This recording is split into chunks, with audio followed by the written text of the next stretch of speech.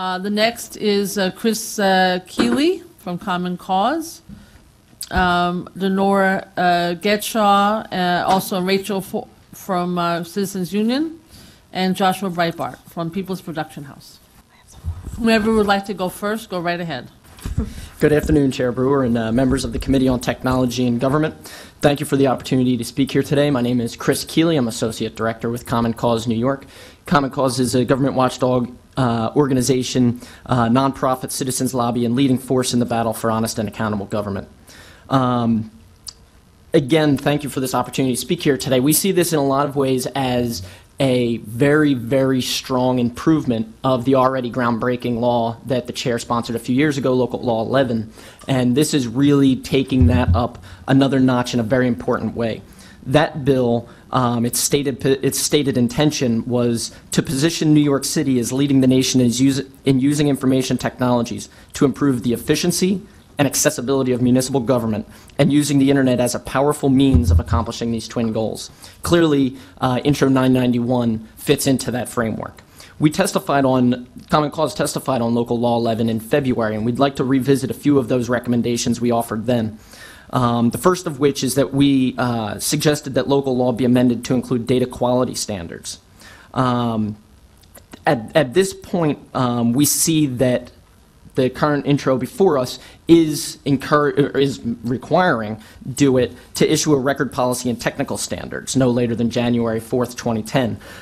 Centralizing these standards under DO-IT, as opposed to requiring greater flexibility with different agencies to do it, we think is a valuable step. Having standards across the board is a very important way for those sorts of information to be compatible with one another, because there is going to be information from HPD and DCA that are both going to want to interrelate with one another, and having those sorts of standards across the boards are very valuable. Also in February, we urged the Council to mandate that Local Law 11 establish administrative mechanisms, allowing individuals to seek and obtain correction of information disseminated under that law. It doesn't seem that it's in this bill, and that's something that we would encourage DO-IT to include in the policy standards, that a way for individual New Yorkers, as they're using this information, if they notice inconsistencies, if they notice problems with it, having a defined mechanism for them to maintain that dialogue with the city, so as to not lose track of that real relationship that is going to be continued to be developed through this sort of proposal. Also in February, we urged the Council to require all agencies to report annually on the number and nature of complaints received. Similar to the last recommendation, we think that that's something that should be in the standards put forth by DO-IT, that in addition to having that back and forth dialogue, we need to make sure that that is available for everyone to understand what sort of shortcomings people are experiencing, so that we can have a full public discussion about how to address them. In addition to those three that we outlined in February, I'd like to touch on a few more recommendations. First and foremost, as we're talking about having that sort of dialogue and bringing New Yorkers into the process and understanding what the government's about, we think that report, or those the standards manual, the technical standards manual put forth by DO-IT, a draft should be made available to the public before its final issuance in January of 2010, so that we can have that discussion to make sure that those standards are going to be setting up a framework where people can really be using this information in a valuable way. In addition, the definition of record, well, it does seem very encompassing. It seems very broad, where it has, records includes information in any physical form whatsoever that is kept, held, filed, produced, or reproduced with or for any agency. And then it goes on to say, including but not limited to, and it delineates quite a few different types of documents. Just one other one in there, that if we are going to be delineating them, we'd encourage video, webcasts, we'd encourage those sorts of records to be included also, because largely under the leadership of this committee, it seems that that's a direction the city might be going in the long term, and that's something we'd want to make sure doesn't get lost in the shuffle here before that's the case. So again, Intro 991 is a great step forward for the city of New York. We do hope that it is adopted. I'd like to touch on a few quick little points from the prior testifiers. We've talked about other agencies being included. The EDC was one of them, Board of Education. One other one that I and maybe some of my colleagues here at the table would also like to see in there is Board of Elections, that if we are thinking about other entities that aren't often subsumed by these sorts of rules, that Board of Elections would be one of them. And as far as the framework for talking about it as a customer relations issue, we think that primarily we're New Yorkers, not customers, and that we should be thinking about this as our right to know this information, our right to have access to this information, and it shouldn't be thought of as a consumer supplier sort of situation, but it is the public's information, so it's our responsibility, we think collectively, to think through how to provide that in full. One other thing that came up in the testimony from Local Law 11 in February, and it seems to have been touched on again with the administration today, is the email subscriptions. Talking about that as one way to stay in touch, and the Chair Brewer, you raised the question about RSS feeds, and it seems that this was the second hearing in a row that we've been talking about this sort of government availability, government data availability, and the administration has had some very clear, if not misunderstandings, they certainly could use a brush up on RSS technology, and by no means is that my area of expertise, but I'm sure there's a few dozen people that have been through this room today that would be able to sit down and have a conversation with them about the value of that and help them think through creative ways to do it, because that's disturbing that it was 4 months later and we're still sitting here without, it seems, a very clear understanding of what an RSS feed could offer in this sort of scenario. So once again, thank you for your time. Thanks. I think Board of Elections is state. Otherwise, I would agree with you. I mean, that's the same problem we have. I don't know. I can't do anything about that. But an RSS, I think DeWitt understands. The gentleman was not from DeWitt, but I appreciate that. Thank you. Go ahead. Good afternoon, Chair Brewer and other members of the Committee on Technology and Government. My name is Denora, Getachew, and I am the Director of Public Policy and Legislative Counsel for Citizens Union of the City of New York, an independent, nonpartisan civic organization of New Yorkers that promote good government and advance political reform in our city and state. I'm joined by my colleague here, Rachael Fauss, our research and policy associate, who's going to talk to a little bit more of the technical components, and I'll talk to more of the transparency, kind of accountability, government components of the bill. And you're welcome to summarize it. Yes, and I'm definitely going to summarize it. As a matter of fact, I'll turn it over to Rachael, and she can go through the technical stuff. Sure. We definitely support Intro 991's singular web portal, and obviously we all know what that would mean in the bill, so I'm going to skip ahead here. The bill doesn't specify where on nyc.gov or a successor site the web portal will be housed or what agency would be responsible for maintaining the website, but given that we've testified on Local Law 11 before, and we know what how the Department of Records has responded with the Local Law 11. We think that they have some practical experience with implementing a bill that requires them to work with other agencies and to collect data. So we think that they could be perhaps a potential site, or obviously something improved and better would always be welcome. But whatever agency or agencies are ultimately responsible for maintaining the portal, we recommend that sufficient resources and staffing be provided to ensure that records are posted in a timely manner and that staff have appropriate technical expertise. And DeWitt should play a major role in the development of the website, obviously, to make it as user-friendly as possible. And we support a lot of the more technical aspects of the bill.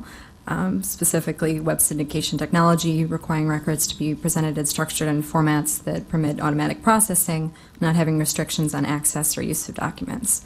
I'm just going to touch as to why RSS is an important thing. It lets the public know immediately of what documents are posted that would be of interest to them, similar to how they would subscribe to news feeds when they want to know the latest breaking news. Because we really feel that timely access through this type of technology can let the public weigh in on important decisions when they need to at that moment, so they can effectively hold government accountable. In formats that allow for automated processing, such as CSV, will let users more easily process and analyze government documents by allowing them to create programs which can analyze trends, look at changes in spending, or conduct other types of analysis. And just as a little side note, Citizens Union Foundation, our sister organization publishes Gotham Gazette, which is an online news source, and they would love to have this kind of access to information. And they would be one of those types of organizations that would want to create the programs to process the information and provide it to a wider group of New Yorkers. Every reporter would love to have this. Yep, absolutely. And we also support that there not be proprietary requirements and registration requirements. And on the technical standards and internet record policy, we support the creation of a technical standards manual through the consensus approach that's lined out in the bill, but we believe that there should be greater specificity regarding the selection of voluntary consensus bodies, standards, and most importantly, the public process for weighing in on standards. It's not clear in the bill whether DO-IT would be using pre-existing standards or develop new standards in consultation with voluntary consensus bodies, and if the intent is to use pre-existing standards, we believe that there should be, specifically in the bill, an opportunity for the public to comment on the use of pre-existing standards. And we also, if new standards are to be developed, we believe that there should be more transparency about how voluntary consensus bodies are selected, because the compensation of bodies is crucial to ensuring that there's a broad base of stakeholders represented. And while we don't think that there should be a mandate of who should be around the table in developing standards, the bill could require DO-IT to report on the reasons for choosing particular consensus bodies. And additionally, throughout the entire process, if new standards are developed, we believe that there should be the opportunity for general public comment throughout the process. And then I'll just summarize some of our concerns and with respect to the agency compliance plans and how we can make this more transparent, kind of along the lines that Rachel talked about. We do support the approach that there be rollout periods for different classifications of records, because we understand that there might be some records that are difficult or complex that that can't be put online immediately. We do, though, recommend that there are ways to ensure that the agencies have appropriate resources and tools to meet the requirements of the bill, and make sure that the classifications are clearer about, to make sure that it doesn't mean that agencies get to avoid posting things online because they can classify them as things that are just too hard or too complex to do. We want to make sure, again, if the purpose of this is to have New Yorkers be able to access the information, that there's not impediments to them being able to do so. We would also recommend that the council consider amending the bill to create mechanisms to allow for greater evaluation of this implementation. Specifically, this could be in the form of an annual report compiled by agencies, including their statistics on the number and types of records available online, the number of hits they've received about the received on the web portal, and other issues related to implementation. Again, this will allow, as the mayor's office said, they want to know what users want. Well, this is one way to make sure that they know what users want and what kind of information they should be posting online. We would also recommend that the bill required DO-IT to hold a public hearing to assess the user-friendliness of the web portal, solicit recommendations for how to improve the site, and evaluate the timeliness of record posting. Again, we thank you for the opportunity to testify on this legislation, and we hope that you will work to move forward to pass it. I think one of the ways that this could be evaluated, which is sort of what you're saying, is through COPIC, Commission on Public Information and Communication, and that's like about 6 of us know what that is. But the point of the matter is that would be a good tool to get public evaluation, public input, and so on and so on. Joshua, you wrote a lot. Are you going to summarize? I'm going to summarize my summary. Oh, good. My name is Joshua Breitbart. I'm the Policy Director for People's Production House, which provides young people, immigrants, and low-wage workers with a comprehensive media education for the information age. This is a great bill. I want to thank the chair, the committee staff, and your staff for working on it. I discussed 4 areas in the written testimony where I think this would have positive impacts, including journalism, broadband adoption, government efficiency, and quality of life. You just had the exchange about journalism, and I think government efficiency and quality of life have been well discussed. I want to talk about broadband adoption just briefly. People's Production House spurs broadband adoption by showing people how they can use the internet to build community and improve their lives, especially through digital media production. And this bill supports that strategy, and we believe it would stimulate demand for broadband in our city. Policymakers now widely understand that compelling content is key to increasing broadband adoption, but some still approach it as if they're adding more channels to a television. The internet is a two-way medium. The power comes not merely from the ability to find what you're looking for, but from the ability to shape what you find. And having open data standards makes that possible. The bill paves the way for what Do It referred to as value demonstration in its recent request for information on broadband adoption programs, and it's identified broadband adoption as the key for getting universal broadband in the city, and so I think that this bill really would contribute to that.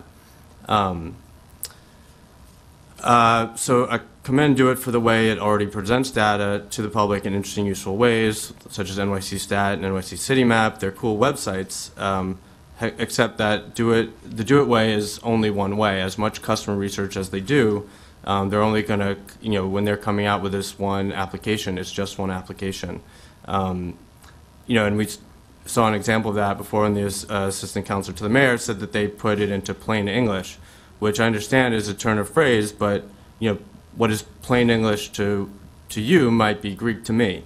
And I think, obviously talking about plain English, I think makes that clear in terms of what New Yorkers really need to understand something. It needs to be translated into a variety of languages and styles. I think, current best practice in the field of broadband adoption programs acknowledges that different communities, even if they want the same information, want it in different forms. And that's obvious if you think about it in public health terms. You wouldn't use the same AIDS awareness advertisement if you were to reach teenagers, adult African American men, sex workers, different communities, even though the underlying piece of information that condom use prevents transmission of HIV might be the same. So this bill takes that lesson to a grander scale, giving all New Yorkers greater ability to learn and share essential information about our city, expressing it in our language to neighbor, and deputizing us in public education campaigns. And we heard many examples of what that could be, and really the bottom line is that we can't really predict the applications that the mass imagination of the city would come up with compared to the much smaller number of smart people who work at Do It. I have a couple of suggestions for what might strengthen the bill.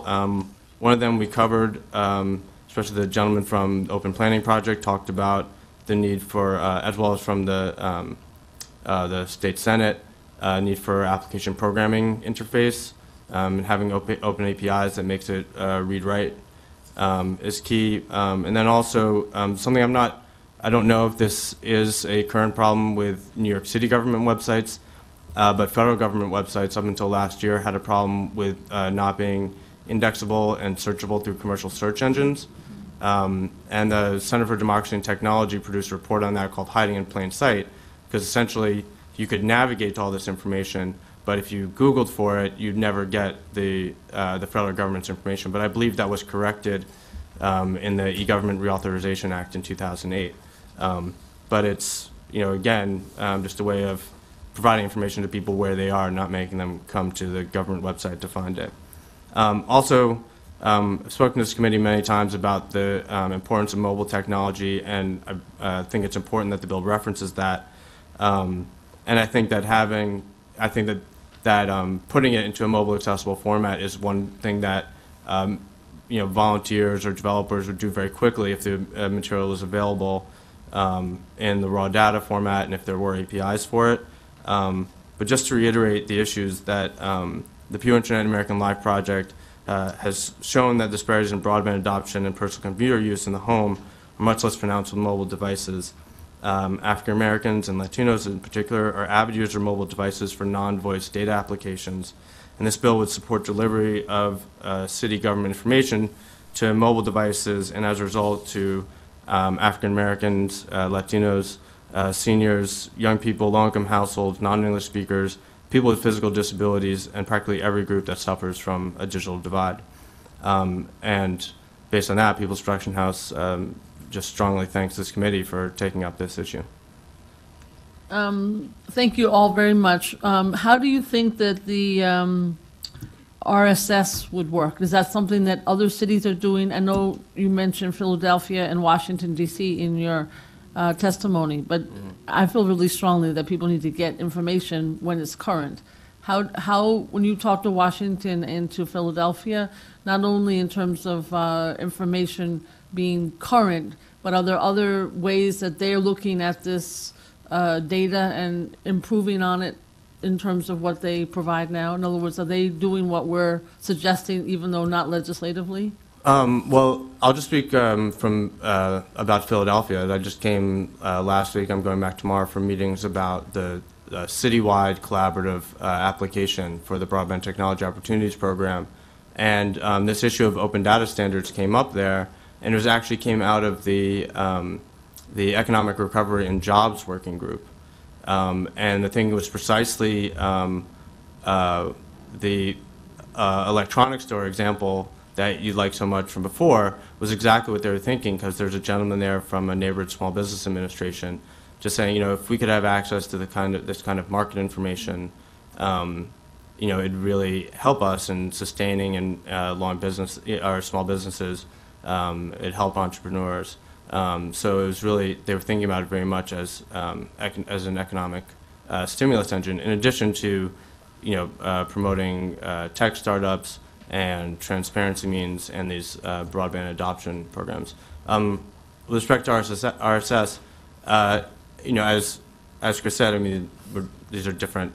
You know, we heard from the Records Department on the Local 11 hearing, but it's critical, and it allows you to have a, you know, both allow each agency to publish to its own website, but then have a single city portal, but also, you know, have people can extract that information, you know, for whatever piece of the, you know, flood of city information that we're getting. So RSS is absolutely a critical technology. Okay.